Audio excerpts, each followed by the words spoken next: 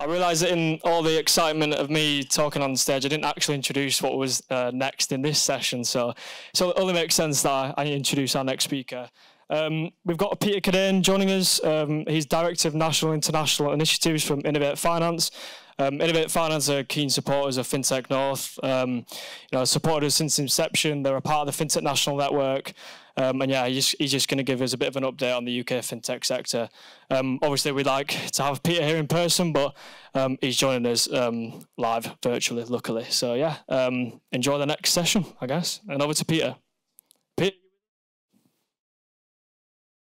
Thanks, Ryan, and hi everyone. And it's great to be there virtually. Absolutely gutted not to be there in person. Closest I got to Leeds today was King's Cross Station in London, and obviously there was a tragedy on the line today, which has prevented me from being there. So a reminder, I suppose, to all of us that no matter what challenges we face in our fintech world here. A lot of people out there facing difficulties of their own, and sometimes that does end in a very bad way. So, I mean, if you're with friends and colleagues right now, give them an extra hug on the way home this evening as you part company. But I'm sure there's absolutely tons of energy in the room in Leeds. There always is. It's always great to be with FinTech North and to spend time with you guys, whether it's virtually or in person. Had a great time at the FinTech North conference in Liverpool last month. Hopefully there's as much energy there as there was as here as there was in Liverpool. And apologies if anyone was in Liverpool. This may be something of a repetition of what you heard then. As my daughter said to me yesterday, what is it exactly you do when you go on these trips? I told my friend at school, you basically say the same thing around the country, out of the mouth of babes. But it's a message that I'm very keen to sort of repeat, because I think UK fintech, in fact, fintech here in the UK, whether it's global or nationally grown, is a real positive story for us economically at the moment. We're in a good place. I'm going to talk more towards the end of the presentation. I've got a short presentation here, hopefully it'll work, around some of the positive messages that we're starting to see come through our investment reports, but more on that later. So, as Ryan said, I'm Peter Cadane. I'm the Director of International and National Initiatives at Innovate Finance.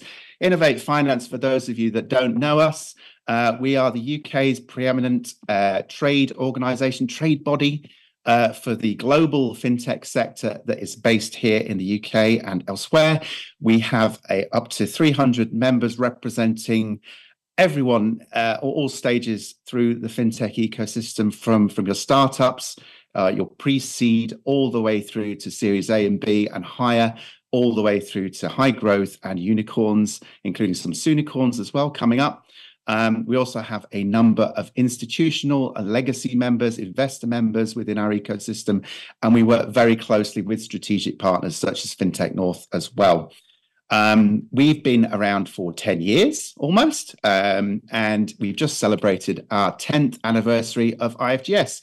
So that was last month. You've missed it, so don't scan the QR code, but perhaps make a note that we'll be back in April next year with UK FinTech Week. And ahead of that, we have another event, which is pictured here, FinTech as a Force for Good, which is coming in October. And across the summer, we'll be hosting a number of smaller events to celebrate our 10th anniversary this summer. So who are we and what do we do? I said who we are, what do we do? We are a convener, a connector and a champion for the UK fintech sector.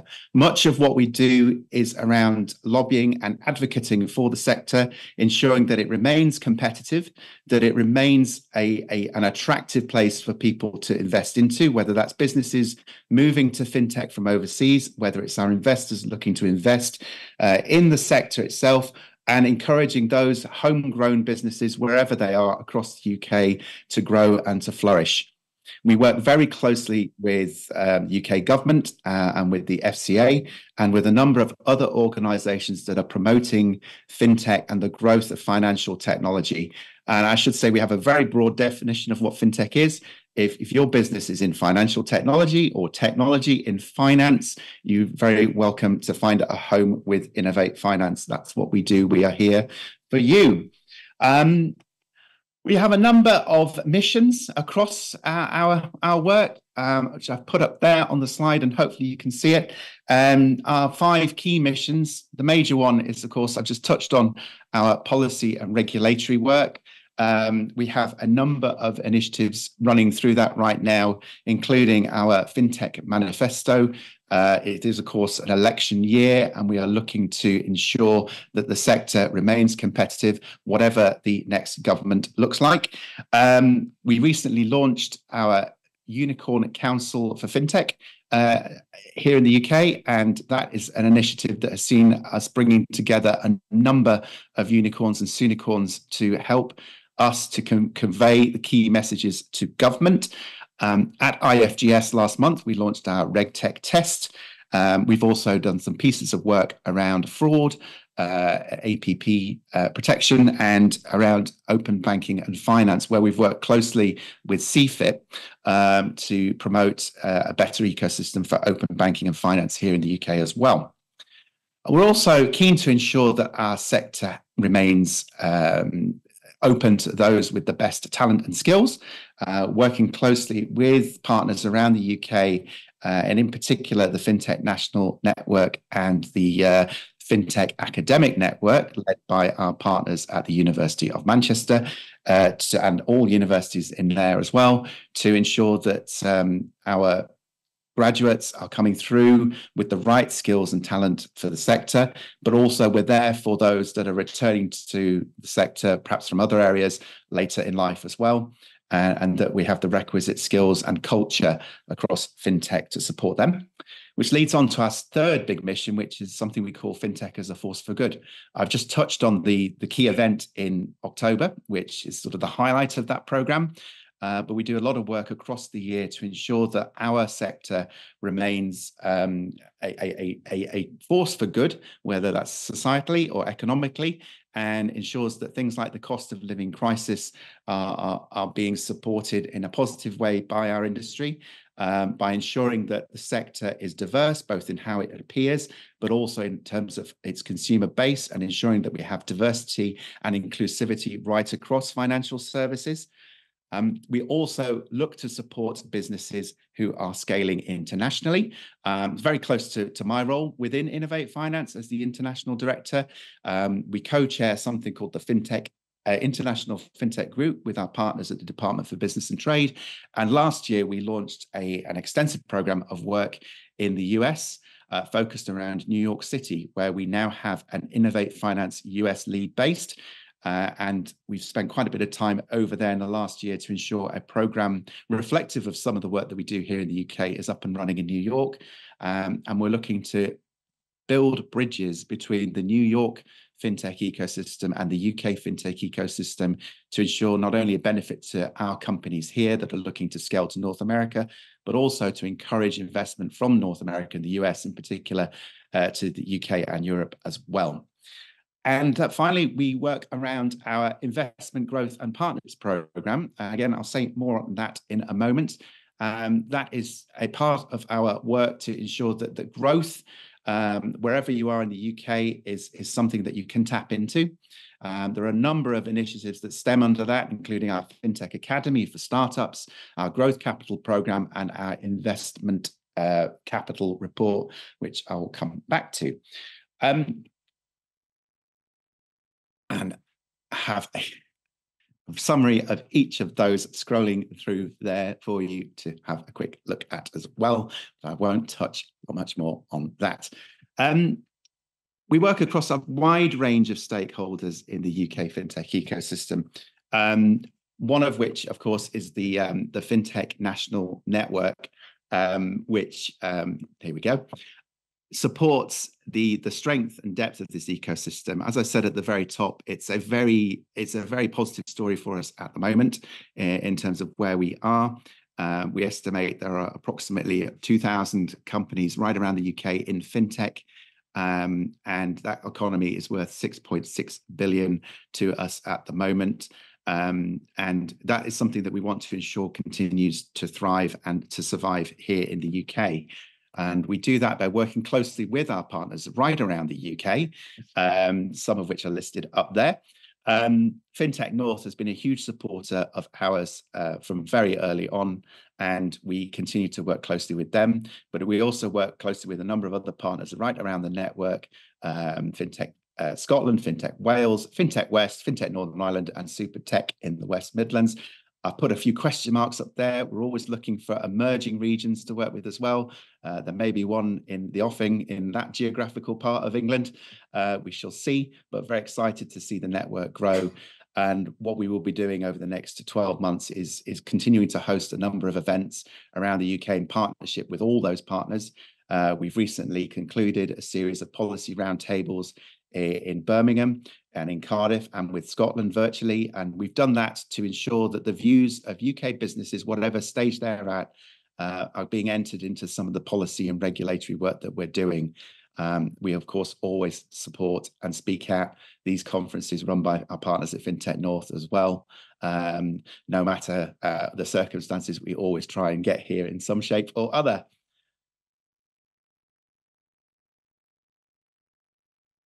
There are, of course, a number of strengths I'm sure you're all well aware of to the UK FinTech ecosystem here too.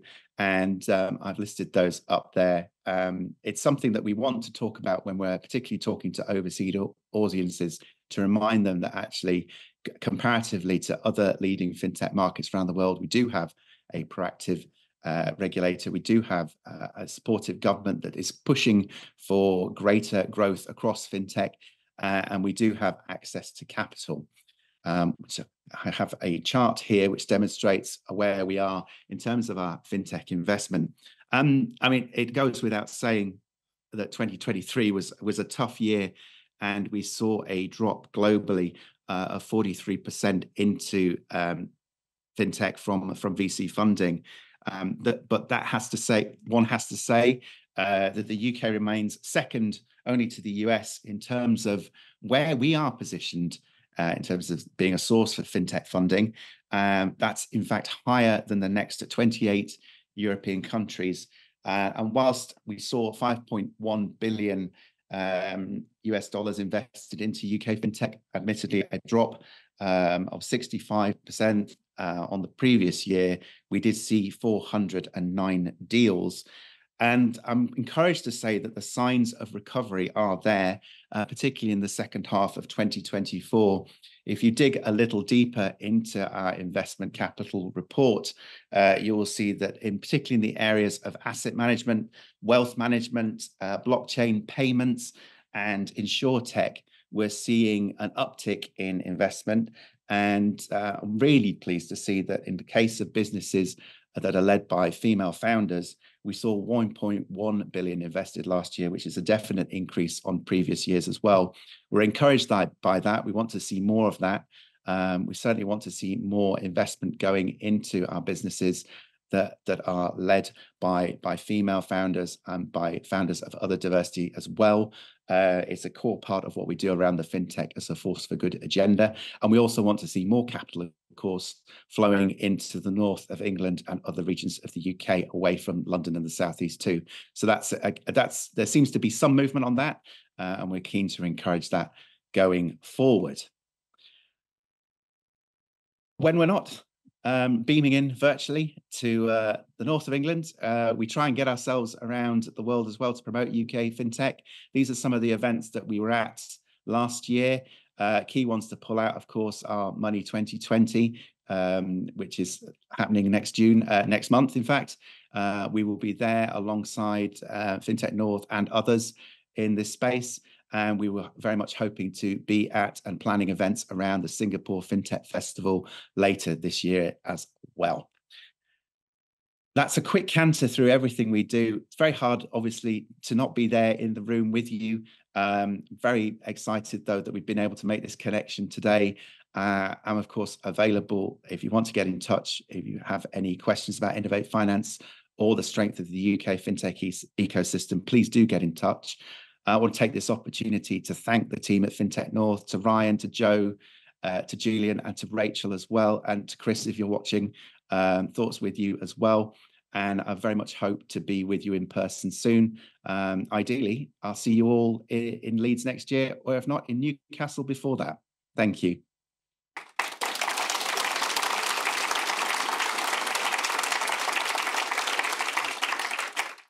Thank you very much, Peter. I don't know if you can hear the applause through the microphone, but that's been warmly received, and it's all come through loud and clear. So we'll see you soon. Moving on with the agenda for this session, I'm delighted to welcome Liam from MasterCard and John from ScienceCard to stage, who are going to talk us through, host a fireside chat rather, not talk us through, host a fireside chat. Liam, welcome.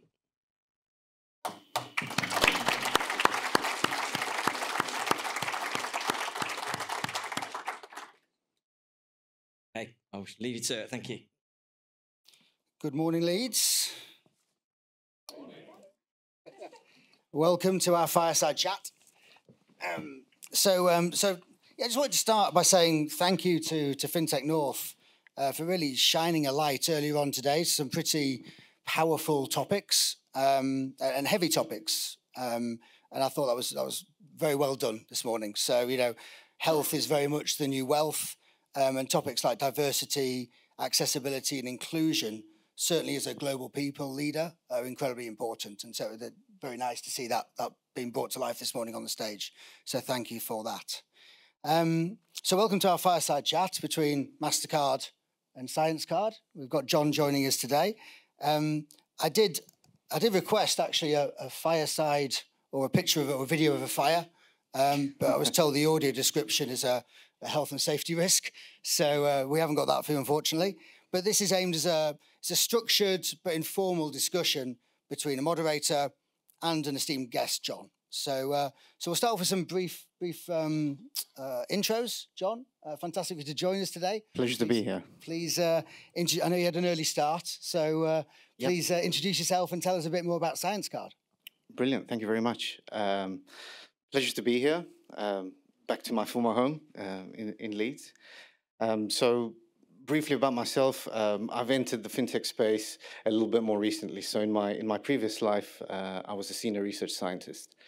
So I'm a trained mechanical engineer. I wrapped up my undergrad in London and then came up to Oxford basically to pursue a career in translational medicine. Got a little bit more interested on the clinical engineering pathways, something a little bit more, I would say, out there compared to the conventional mechanical engineering side that I was used to. Slowly started to get into the commercialization route and focused in the areas of Alzheimer's disease and dementia, which ultimately became the bedrock of my career. Finished my PhD, came down to London and spent 5 happy years at University College London, where I was a senior research associate there, working predominantly on Alzheimer's disease, but also on heart applications, medical devices, and also a few more, I would say, outlandish areas such as fusion technology as well. And in that period, I essentially met the CEO and founder of ScienceCard, a close partner, Daniel Beriswell, and that's when the seeds of ScienceCard were actually sown.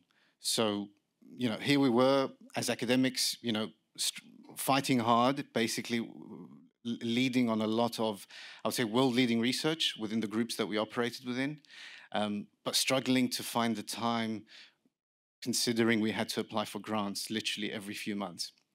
So it was becoming a struggle, and a struggle that many academics face day in, day out. So, Daniel, being the visionary that he was, wanted essentially to disrupt the banking industry in a way that essentially resembled how Tesla disrupted the automotive industry by introducing that sustainability aspect into banking and bringing for us, the financial services, a little bit more closer to the academic environment.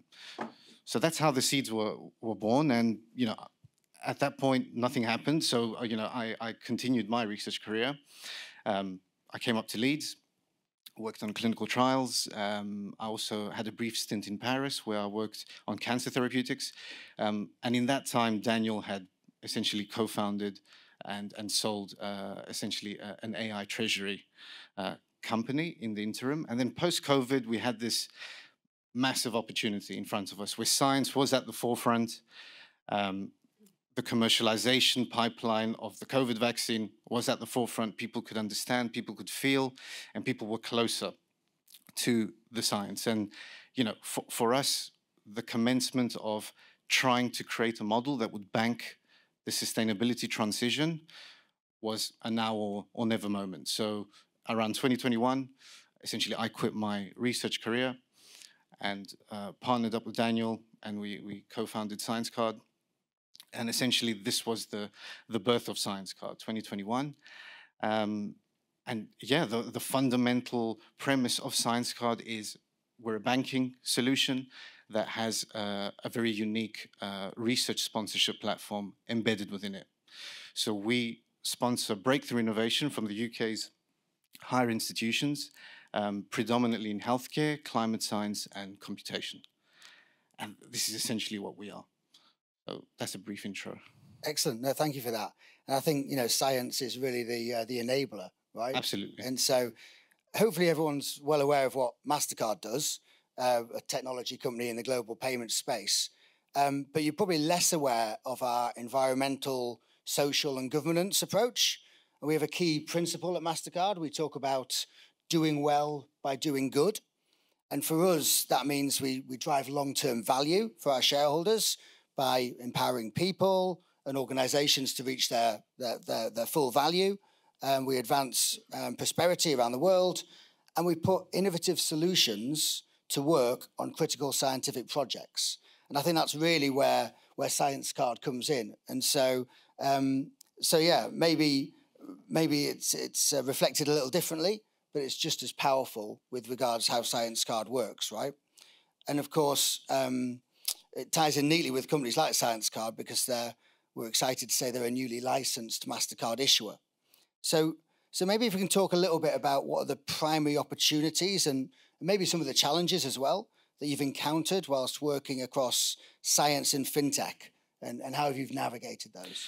Ooh, that's a spicy one. So, coming in from the scientific space, especially the healthcare route, operational processes and regulation. I think those are the two things that stand out, especially the latter. Coming in from the healthcare side, that's, a pretty much action-packed regulatory ecosystem. We know in the banking industry, the primary focus of the regulations on financial stability, consumer protection, data privacy, and compliance, just a little bit more generally. But, especially when you're bringing, for instance, a medical device to market, you have a slightly more absolute and rigorous approach that tends towards certain gold standards. So in that sense, there was a bit of a mindset change, I would say, that also feeds into the cultural shift that had to be adopted. So, the management team of ScienceCard, we're all scientists. We all essentially spent a period working together under the roof of University College London. So there were similar struggles there. But, even if you're working in the most prolific research group, I would say it doesn't quite compare to the really fast-paced, consumer-centric fintech that is involved in, rapid innovation, development, market fit. So that required a little bit of a different, mindset, problem-solving skills, and leadership ultimately. So that was one of the key challenges, I would say, that we faced. But when it comes to the opportunities, this to us was the opportunity. So using that collective experience from the challenges that we faced to create essentially this ScienceCard product. And what have we done? Essentially, we've created the very first science sponsorship platform that's aptly embedded within a banking application.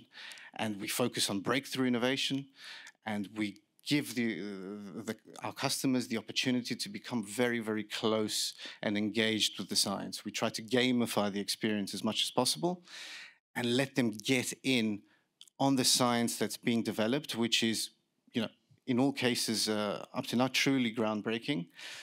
We have a few cancer projects, basically. We have neurodegenerative diseases on the platform, and we even have quantum physics projects that are making their way. And, this is a massive opportunity, basically, to bring science closer to the public and address a very specific financial inefficiency that exists in the system, which is in scientific fundraising.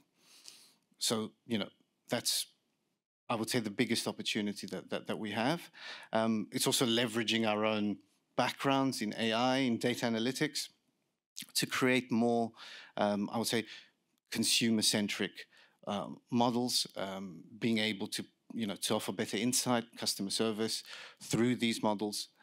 I would say those are the two key pillars there of the challenges and opportunities I think that we faced. Absolutely. No, that's really interesting.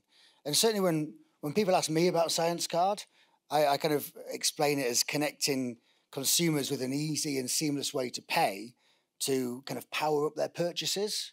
And Absolutely. so what informed your decision to kind of tap into consumer payments as a vehicle to fuel these research projects? And how do you go about engaging customers to understand what they're helping to do through your platform? No, great question. I think the real crux of it is by going out to the mass market, we're essentially galvanizing the public to support science. We're democratizing essentially philanthropic access and sponsorship a little bit more broadly. So in our model, there are three mainstream cash flow mechanisms that help fund the science. So it's the philanthropy.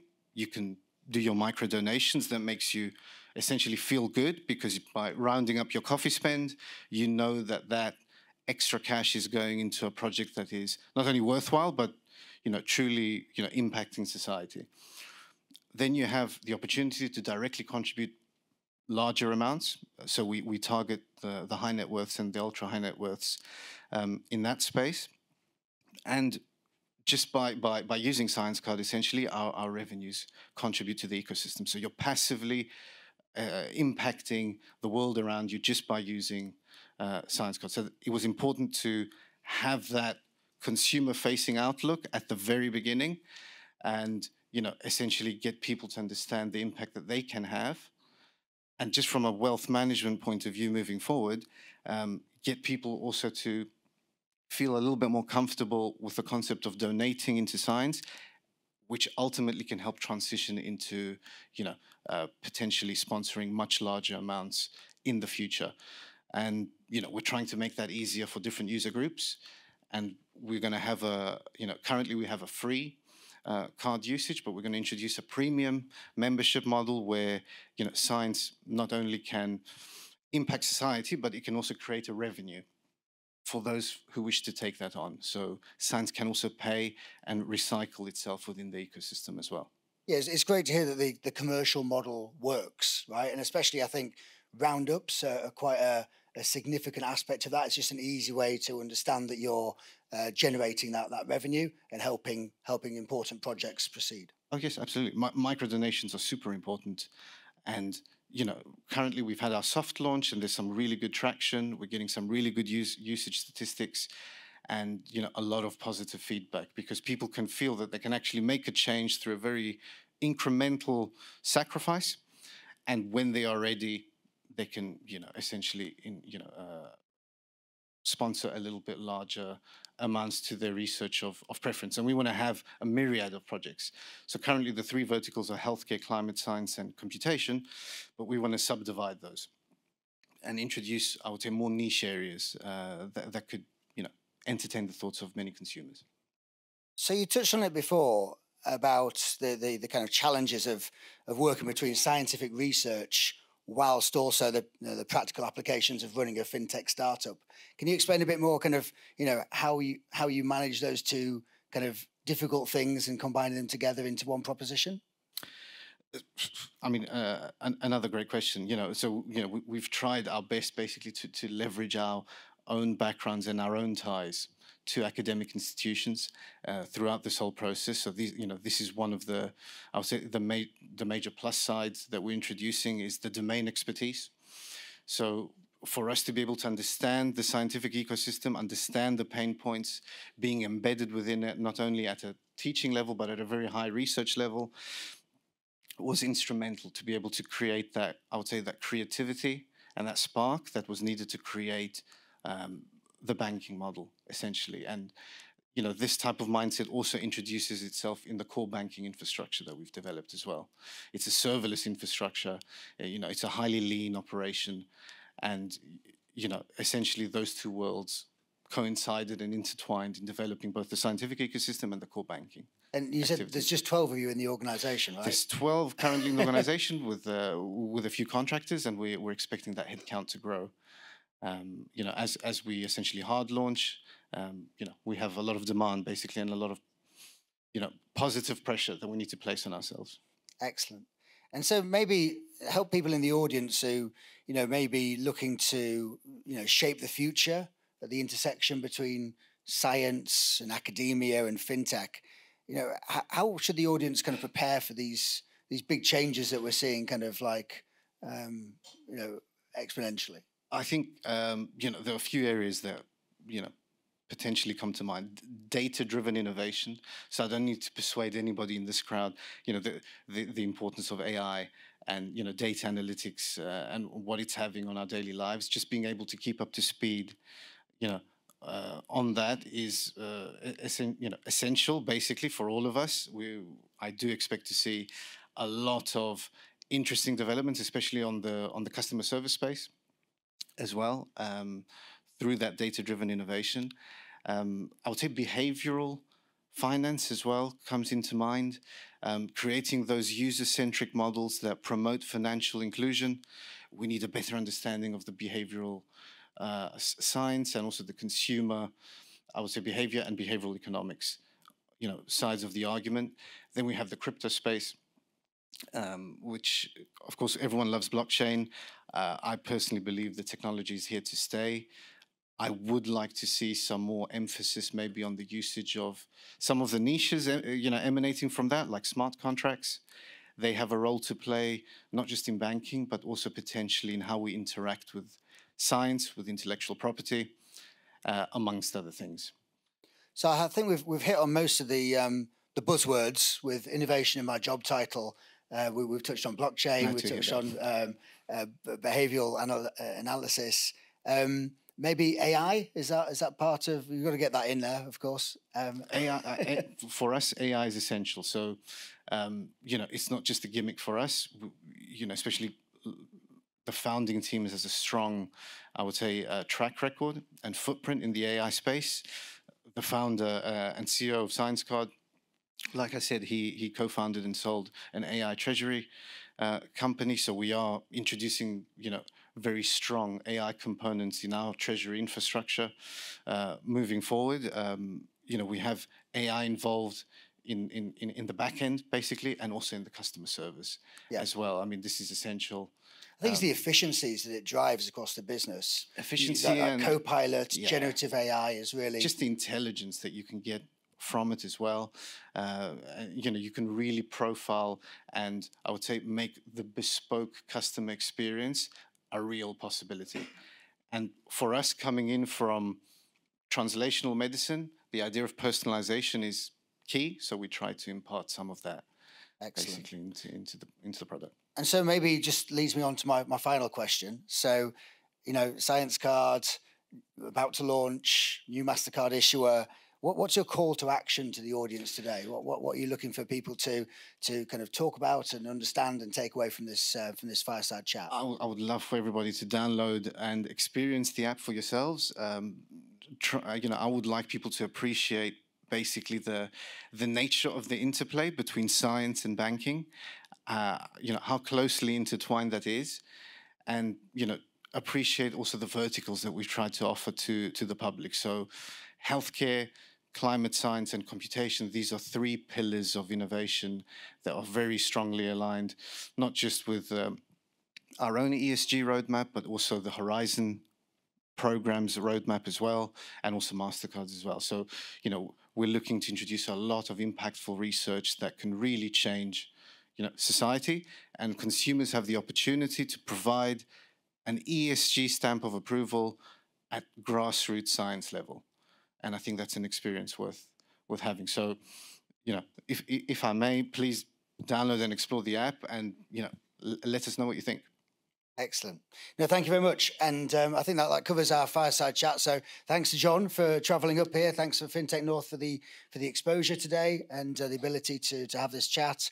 And I think both John and I are around today in the audience. So I look forward to connecting with you over networking and drinks.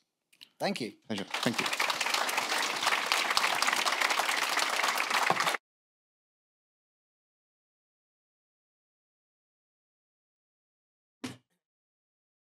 Right.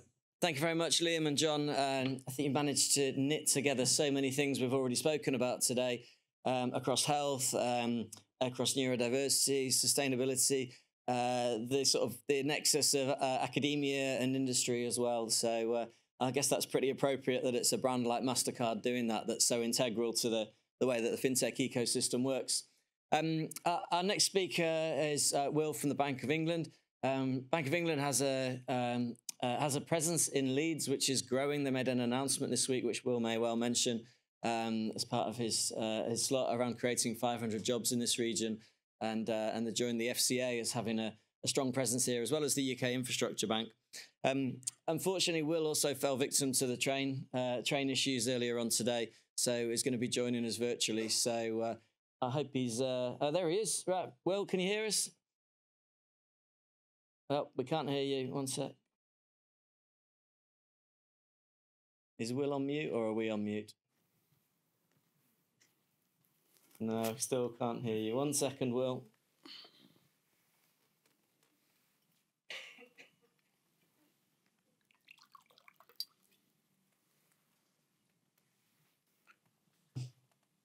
Pregnant pause while we wait. I try it now? Right, we've got you now, Will. Sorry about that. Yeah, you're coming through loud and clear. So thanks so much for joining us. Sorry you can't be here in person, but I shall let you. I'll let you take the mic now. Thank you. Okay, thank you very much, and thank you for the opportunity to speak at FinTech North. I'd love to have been there, but yeah, the East Coast Main Line conspired against me today. But as you just mentioned, in future we'll have a much larger presence in Leeds. Where we already have an office there, and we're looking to expand that. Not just expand the size of that, but also actually put key parts of our operation out of London and centre them in Leeds as well. And one of the things that I think we'll be looking at from there is the digital pound, which is the thing that I wanted to speak about today. And I've called this talk the digital pound, where are we and what next? So I was going to speak about that for about the next 10 minutes. Hopefully you can see my slides. So where do we start? There we go. So the Bank of England, as it says here, and the Treasury judged that a digital pound is likely to be needed in the future. So I emphasised likely there because the work we are doing now is working out what a digital pound needs to look like and how it will impact and whether we need it. But the real motivations are shown on this slide here. First is the anchor for confidence in safety of money, and I'll speak about that in a moment. But it's also about promoting innovation, choice, and efficiency. There are some other motivations as well around financial inclusion and resilience. But just looking at each of those for a moment, as the use of physical cash declines, we need to give the anchor that physical cash used to get. It used to be a way, and still is a way, for private citizens to get their hands on central bank money and doesn't make them dependent on banks and bank accounts. But as we see the growth of electronic payments and as people are using cash even less, we need to create that anchor. So we needed to think about what was a 21st century supplement to cash. Now, our commitment to physical cash continues. We will continue to print banknotes and circulate banknotes for as long as people are using them and want to use them. And I want to emphasize that our commitment to cash has not gone away. This is not a plan about replacing physical cash. This is about supplementing it with something new. And that gives us an opportunity as well to promote innovation. And I was just listening to your previous speaker talking about smart contracts and blockchain. So we have lots of opportunities there as we launch something new to say, what does an internet-enabled version of money that gives you the safety and security of central bank money, but gives you also that functionality? What would that look like? What problems could we solve with it? And what would a roadmap for a product like that look like? We also need to think about resilience. as more and more businesses become more and more dependent upon electronic payments, the payment system becomes a more important part of the overall UK infrastructure, similar to telecoms, similar to power, and we need to be thinking about it like that. We also need to think about financial inclusion, how we make sure people who perhaps don't have a smartphone but have a feature phone or don't have a phone at all, how they are not left behind in the move towards digital payment methods. There's another opportunity here as well to address the problems in cross-border payments. Anybody who's involved in that kind of business will know that it is often feels like a much more problematic process than it needs to be. And while we're looking at the technology, if you like, while we're digging the road up, there is an opportunity to try and fix some of that as well. So we've done a consultation that ran for most of last year, and I'm going to talk about that now. So let's just move my slides on. Where have we gone? Why won't my slides move on?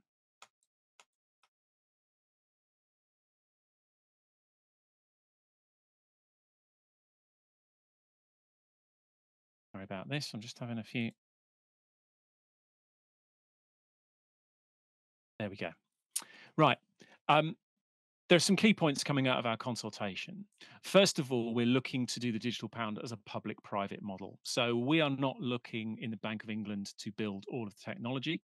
What we're looking to do is make sure that the core ledger, the part of it that needs to be really, really resilient, is managed by us. That's the kind of thing that we focus on, that sort of resilient infrastructure. But we want the interface to people using this, to building the wallets, to be an ecosystem where people can develop new and innovative products. There's a way of thinking a little bit, it's a bit like physical cash in this regard. The Bank of England prints the banknotes, but we don't run the ATMs that you use to access them. Think about that through an app ecosystem. An app that I built, I have to say, would not be necessarily one you want to use. The kind of thing that I focus on is building resilient ledgers. So we're looking at that public-private model to work with fintechs and make sure that we can give a great user experience, but also give the reliability that we need. The system's going to be private but not anonymous. So what we mean by that is there's a lot of focus on protecting people's privacy, but we will not have anonymous payments. So it's similar to what you might currently experience with debit cards, and I'll talk about that a little bit more in a moment. And we are really, really focused on user experience. For this to be able to work, it has to have a great UX on it as well. So I'm going to talk a little bit more now about what our consultation paper responses were like. So we had 50,000 responses to our consultation. To put that in perspective, we would normally think 1,000 responses is a good response. So 50,000 was enormous for us, which I think shows the level of interest and engagement that there is in the digital pound. The highlighted themes were there was a lot of concern about end user privacy, and I'll be talking about that in a moment. Concerns as well about programmability and about the future of cash. So, like I said, the future of cash is assured. We will continue to print banknotes. The digital pound will supplement that. As for programmability, we're very interested in giving people the ability to program their own money, but we have an absolute commitment that neither the Bank of England nor the government will be programming the digital pound to stop you from purchasing certain things. You may have read about that in the press. We've been really, really clear about our commitment not to do that. But we also got lots of good feedback in there about the public-private model. I think once people started to understand it, they were quite supportive of it. There's been a range of views about holding limits that I will talk about in a moment, but people just want to hear more. So we're currently working on add more detailed use cases. So just to summarize that, you told us that Parliament and the public should be involved in the decision-making process. And so the commitment is, as well as a national conversation, that before a digital pound is launched, there will be legislation in both houses of Parliament, Commons and the Lords. So this is not something that goes out sort of outside any sort of democratic process.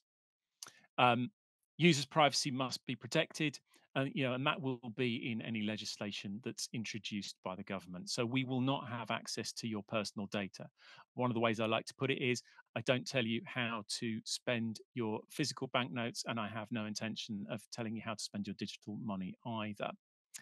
And taking that on a bit, users must have control of their money. One of the things that's interesting that we might be able to do with digital money is allow individuals to program their money, allow you to program your money, so that you can have interesting features like the ability to escrow for cash on delivery and things like that. And last but definitely not least, safeguarding the access to cash. Lots of people were interested, so it includes a commitment to that as well. So to show you the roadmap and where we are currently, so our research and exploration phase that led to the consultation is complete, and we decided to move on. We are currently in a design phase, and I'll talk about that in a moment.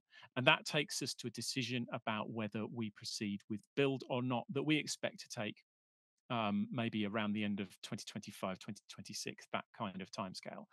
Assuming the decision is to go ahead, we would then go into a build phase. So the digital pound will be coming later in this decade, that sort of time frame. There's quite a bit of time to go. But I want to finish up by just quickly talking about what's going on in the design phase, because that's what we're working on now. So we're doing a lot of engagements. We have a number of engagement forums. There's a senior engagement forum with the large banks and with the government. There's also a technology engagement forum where we're talking to a whole range of technology firms from large to small.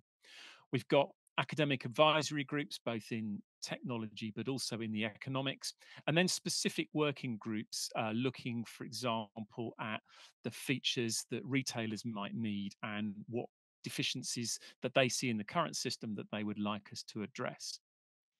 We will be publishing as we go through this period, and in fact we published this week on the results of some work that we've done to show how we could integrate a digital pound with current point of sale terminals and technology.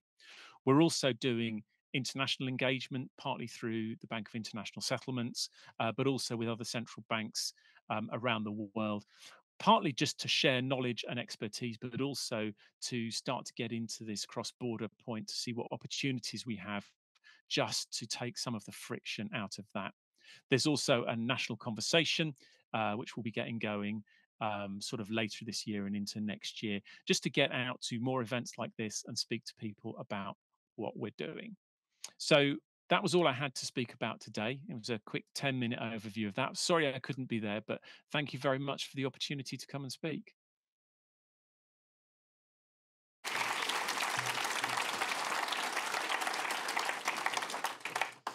Well, thank you very much for joining us. A really fascinating and very interesting topic for all of us to hear about, and really good to hear that there'll be ongoing consultation and an opportunity for everybody to engage and have their say as part of the work you're doing. So thank you very much. Now pleased to introduce Will Ellis from Lenvy. Earlier on, I told the story of the sort of history of FinTech North and that very first event. And at that first event, there was only one sponsor, which was a company called Nostrum Group, which is a FinTech that was based in Harrogate in the lending space. And Nostrum went on to be acquired by Equinity and is now Lenvy. And so you guys have been here since the start. It's great to have you back, and a regular feature on the agenda at FinTech North throughout that time. Will's going to talk us through some research that's recently been published by Lenvy in the lending space called Borrowers on the Brink. So, Will, over to you. Thank you very much. How do I move on? Thanks.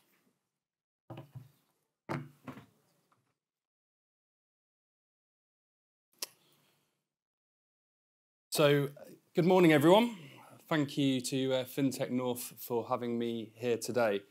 I'm Will Ellis. I'm the Chief Revenue Officer of Lenvy, and for the next 20 minutes, I'm going to be sharing Lenvy's 2024 research report with you all, where we'll be looking at consumer attitudes towards borrowing.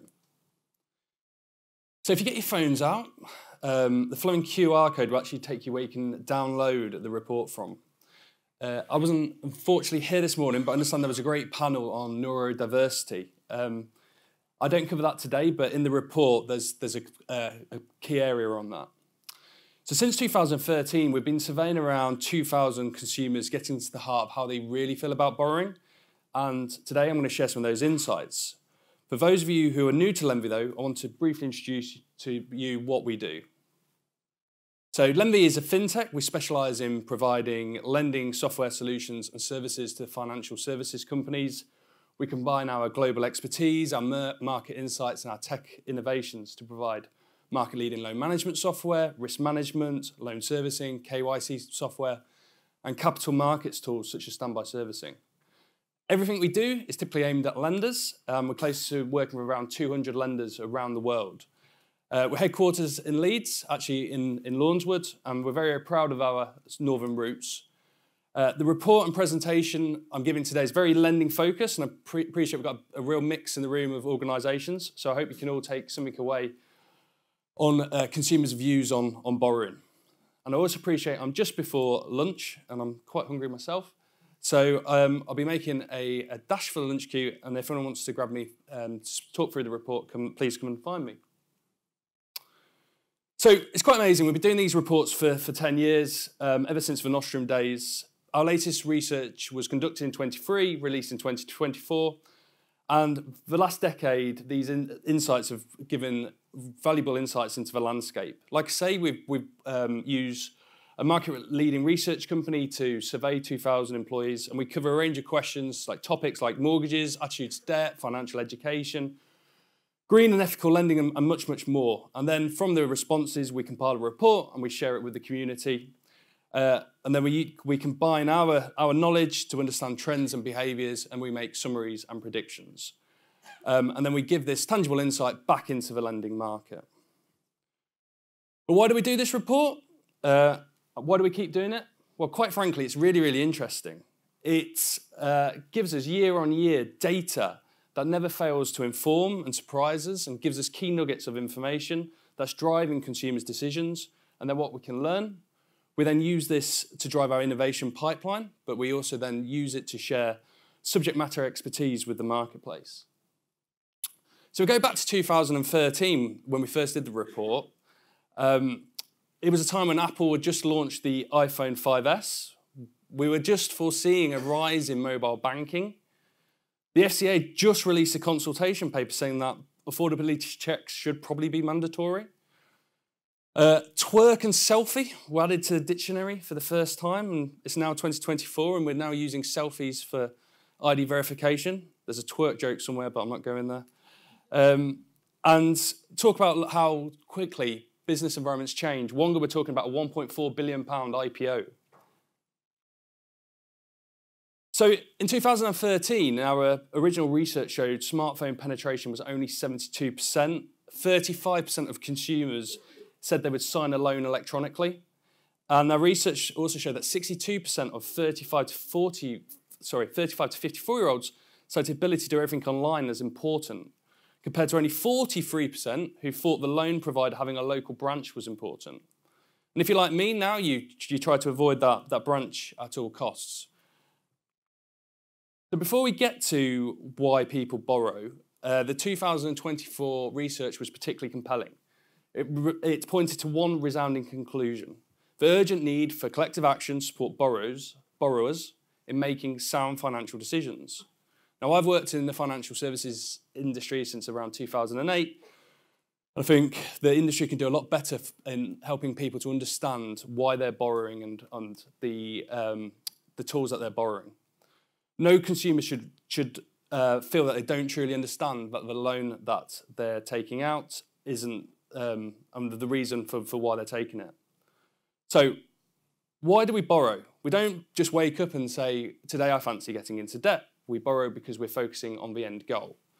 A car to get us to work, or a holiday to get us away from work. And people borrow to pay for many things, some of which may be considered more traditional reasons to borrow than others. In our research, we've found the majority of people were borrowing for a car. To caveat this, we gave a pre-populated list with a range of borrowing options. This excluded mortgages. Concerningly, 14% said they were borrowing to pay for a bill. And this rose to 24% in 18 to 24-year-olds. And we found 12% were actually paying to borrow for food. With increased energy prices, high inflation, we can all see the high cost of living that's taken effect. And further on in the research, we found 29% of people said they borrowed because they couldn't afford to make the outright purchase they urgently needed to. This year, we found borrowers tend to have two main priorities in mind when choosing a lender. Low interest rates, reflected by 39%, followed closely by brand reputation, 38%.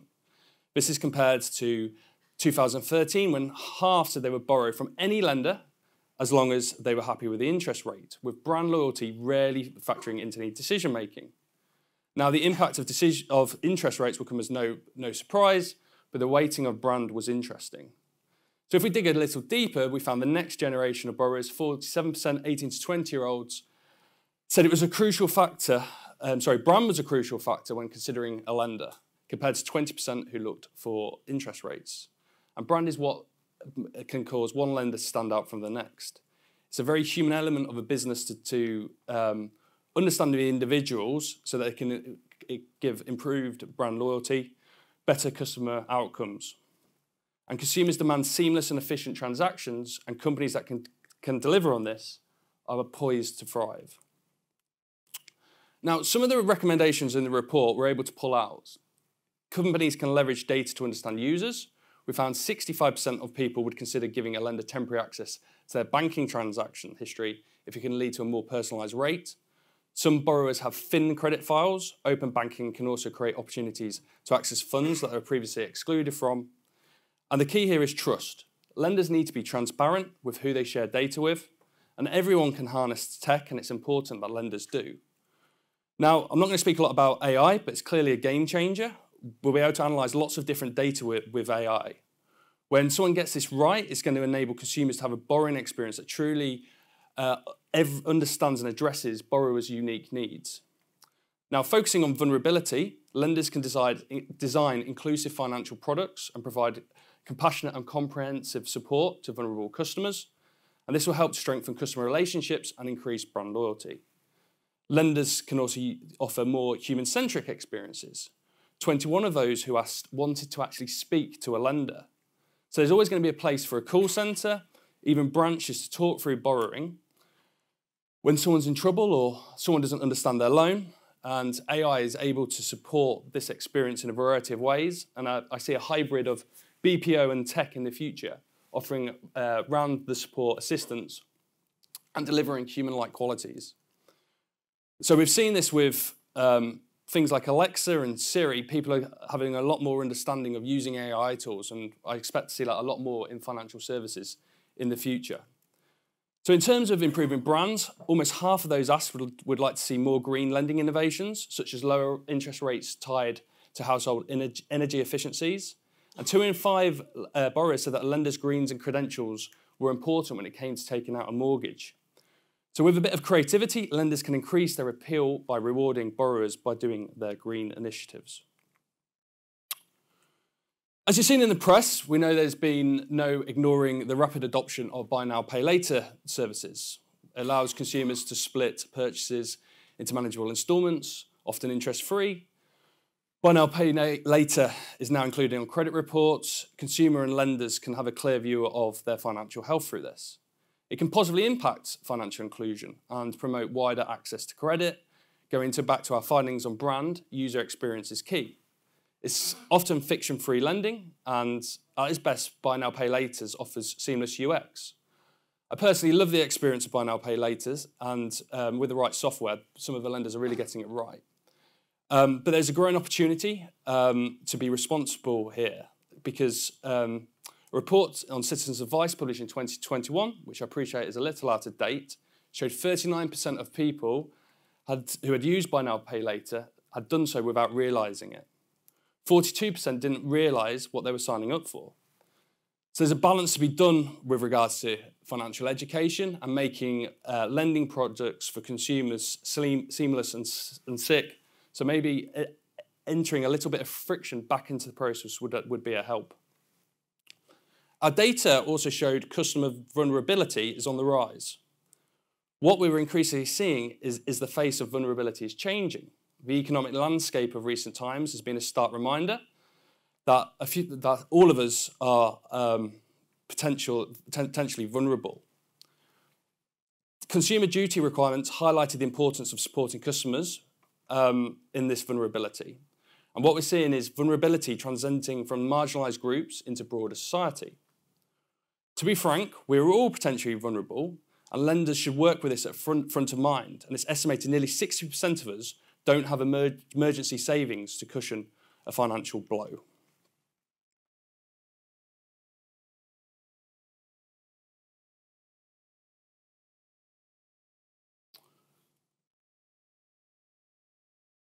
So, with the adoption of open banking, I've been to every conference in the last 5 years, and we see people talking about this, and there's still nervousness with regards to people sharing their data. 10 years ago,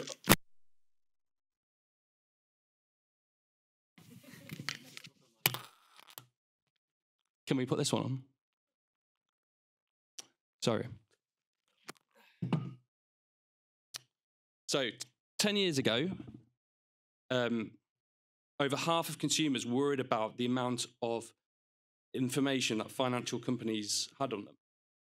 In 2020, this decreased significantly, with 6 in 10 people saying that they would give lenders access to the transactional history, if it then meant they would get a more personalised mortgage rate. However, in 2023, only a third would do so despite current interest rates. Now, this data may be an anomaly, as this goes up 49% amongst 18 to 24-year-olds and 46% amongst 25 to 44-year-olds. This suggests there's still work to be done from some consumers to win over consumer trust. This links back to brand from earlier in the presentation, with even myself working in the industry feel compelled to give up information to brands I trust, but wary of the ones that I don't. So, what we want to do in this report was paint a picture of the changing borrowing habits and give useful insight into the market.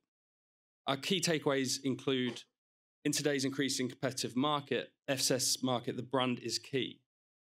Borrowers are telling us nowadays a race to bottom only holds so much weight with them, even at a time when interest rates are far from the lows we've seen over the last decade. In turbulent times, people look for certainty in lending. That means looking to lenders that they can trust and those who they know treat them fairly well when the going gets tough. If you can balance the opportunity afforded by your brand with interest rates, you're going to win with borrowers. I didn't talk a lot about AI, but it's clear AI will play a part in the future. This may in time be automation to streamline loan applications and risk assessments, enabling faster approvals, reductions in costs, and the more personalised experience many borrowers crave.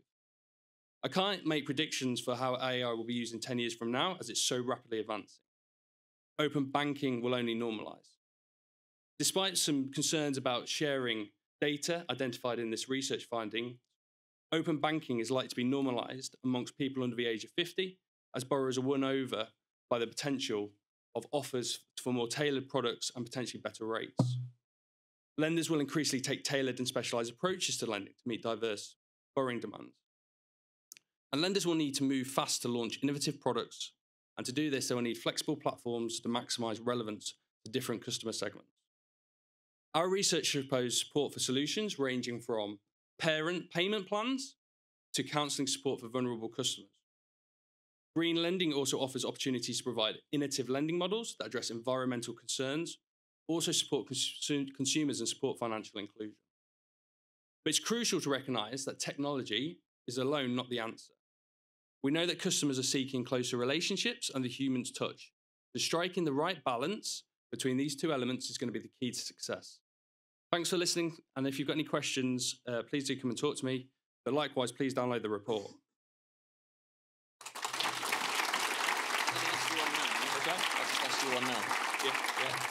Well, thanks, Will. Loads of stats, loads of insight. It's always a great report to read and to reference.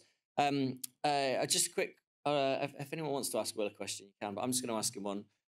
Quick observation and link to a question. The observation seems like a bit of a contradiction between the consumer duty and the way that the regulations are evolving to help make sure customers are really clear and transparent, but also that preference by consumers for brand, because they could get influenced away from what is ultimately the best product for them by the brand that they like the most.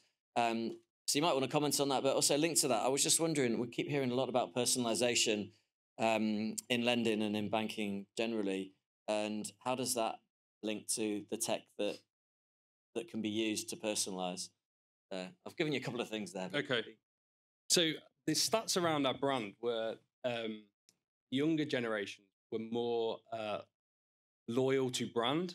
That may have something to do with some of the brands that they use today, very loyal to various different shops and retailers. Again, that comes across with the buy now, pay later. They will, with brand, there's always going to be a element of loyalty then, where I appreciate Consumer Duty is likely to want to give the list of the consumers the best choice, but due to brand, you may continue with that brand due to that effectively just that loyalty. I'm not going to comment on that. Yeah. What about the personalization? So personalization, I think using AI with regards to a lot of the data that's going to come through is going to be key. So there's so many different data points. If we can get personalized interest rates, then that would be great for everyone.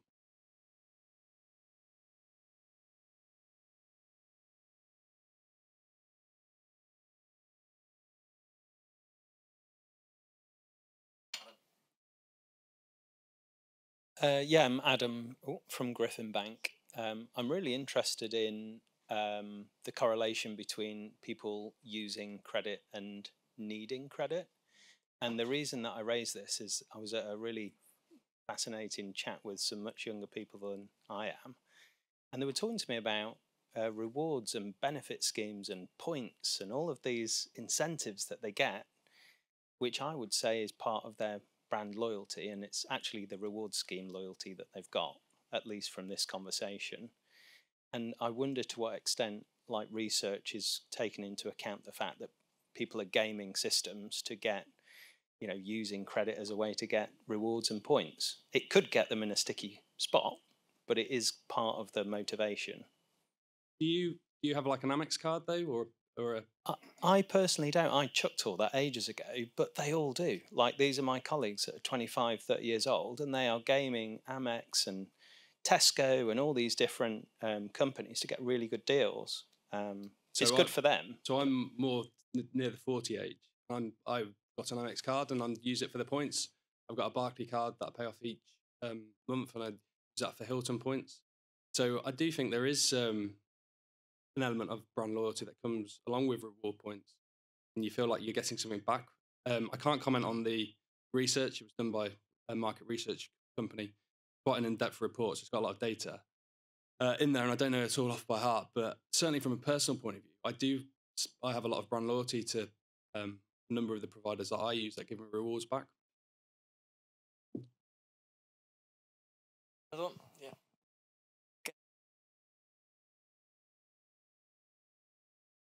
There's a question as to whether the loyalty is linked to payments or borrowing as well there, isn't there? Because quite often the loyalty comes from which card you pay with. Hi. Very interesting, but... I do pay. Yes, of course. My name's Elliot Heilpan. I'm CEO of Pathon Communications. We deal in cross-border payments, cash management, and liquidity. I come from 30 years plus in international banking, and there's one major issue, which if there's anybody from the regulatory world here, I'll probably get into terrible trouble and get shot. That's why I don't work for a bank anymore. But the question is this. It's very simple, but no one wants to talk about it.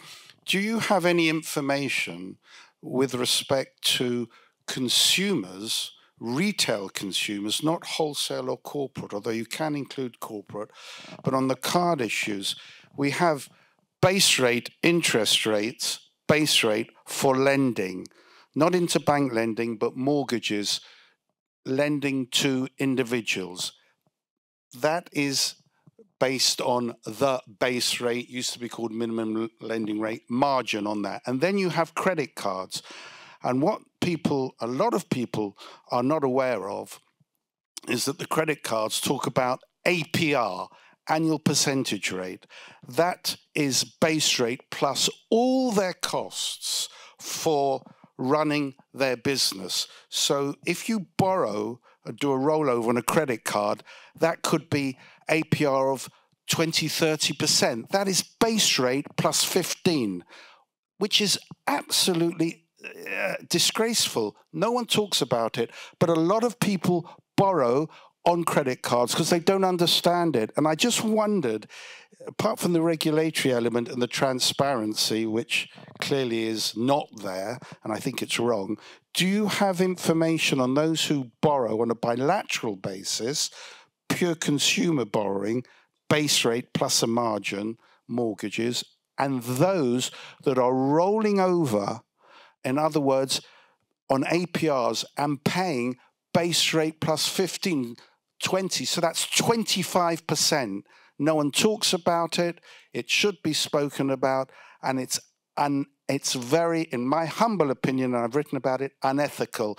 And the Bank of England or researchers like you, I feel, should differentiate between the two for the obvious reasons. Sorry, long question, but very important. Sure. So I can make this quite quick. I'm not a researcher. So we've got we employ a research company to carry out this for us. We ask them roughly 100 different questions on a range of topics, 2,000 random individuals. So I can't really comment exactly what data that we use, but it's a broad spectrum. Right, Will, you're all done. Elliot, thanks for the question. If anyone's got any more detail that they want to share with Elliot or thoughts on that, I'm sure he'll be happy to have a chat at lunchtime. Will, thank you so much for sharing the research from Lenby. Right, where's the main man? Ryan, come and wrap us up for lunch. That wraps up the second session. Yeah, I really enjoyed that. I don't know about you guys. Hopefully you did. We started off with a quick FinTech sector update from Peter Kinane, followed by a brilliant fireside chat with MasterCard and ScienceCard. Really implore you to check out ScienceCard's proposition in the networking or later on today. And then we finished with another dial-in from the Bank of England with Will, who talked about the digital pound. And then finishing off with Will from Lenby, who literally and metaphorically dropped the mic, talking about consumer behaviour and lending trends. And again, employ you to check out Lenby's Borrowers on the Brink report, which we'll share after the event. I'll actually tell you what's coming up after lunch now. We've got like a scaling session in Leeds. So we're going to start off with FinTech Growth Fund, talking about funding to scale FinTech across the UK. We're going to hear from the perspective from a scaling FinTech in Leeds with Data on Demand, who are one of our sponsors today. We're going to hear from Julian and his colleague Josh, talking about Whitecap's recent UK FinTech, scaling UK FinTech report. And then we're going to finish with a scaling panel discussion, sort of encapsulating all of that. But for now, it's lunch. We've got an hour. We'll be back in here at 1:30. So again, get some food in, get some coffees in, and get networking. I'll see you at 1:30.